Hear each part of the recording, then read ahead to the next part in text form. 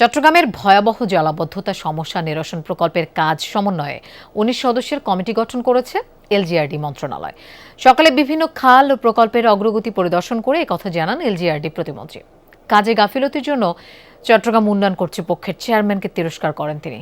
সরকারের বিরুদ্ধে লোক বলে মন্তব্য করেন। অরেঞ্জ সহ বিভিন্ন ফ্লেভারে প্রাণ ললিপপ জুসি জুসি ওয়ার্ল্ড। সরকারের বিরুদ্ধে সাধন ভাই চিনলে কি হবে?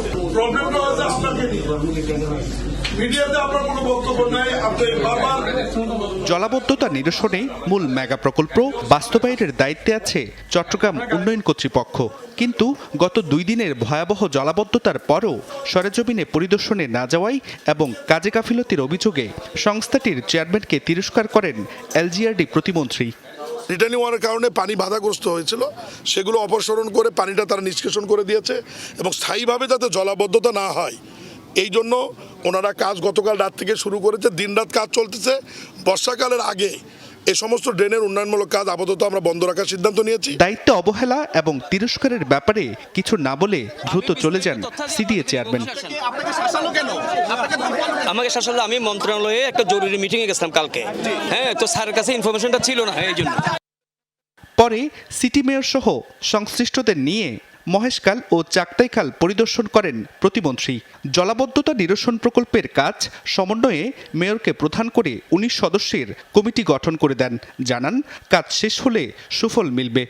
যেভাবে মিডিয়াতে নিউজটা এসছে বা সামাজিক যোগাযোগ মাধ্যমে ওই রকম জলাবদ্ধতা আমি এসে দেখিনি এবং রাতে আমি বক্তব্য বলেছি যে চট্টগ্রাম পানির মধ্যে ভাসছে না। অনেকে ট্রোল করে বলেছেন যে মাননীয় মন্ত্রী চশমার সমস্যা আছে, চোখে কম দেখেন, কিন্তু আপনারাও তো আমার সাথে কাল থেকে ছিলেন, আজকেও আছেন। তা আপনাদের কাছে আমি প্রশ্ন রাখতে চাই যে আজকে তো কোথাও আপনারা জলাবদ্ধতা দেখেননি। এই বর্ষাতে আমি চট্টগ্রামবাসীকে মাননীয় প্রধানমন্ত্রীর পক্ষ থেকে এইটুকু আশ্বস্ত করতে পারি যে 70 থেকে 80% আপনার জলাবদ্ধতা থাকবে না। সাম্প্রতিক জলাবদ্ধতায় ক্ষতিগ্রস্ত ব্যবসায়ীদের সহযোগিতার আশ্বাস দেন মেয়র। যেখানে বাদ দেওয়া হয়েছে সংলগ্ন অংশে কিছু জলজট হয়েছে, যার কারণে এটা হয়েছে। তো সেক্ষেত্রে যারা সেখানে আছে আমরা তাদের সাথে কথা বলবো, কথা বলে যদ্দূর পারা যায় আমরা অবশ্যই সার্বিকভাবে আমরা তাদেরকে সহযোগিতা করতে চেষ্টা করব।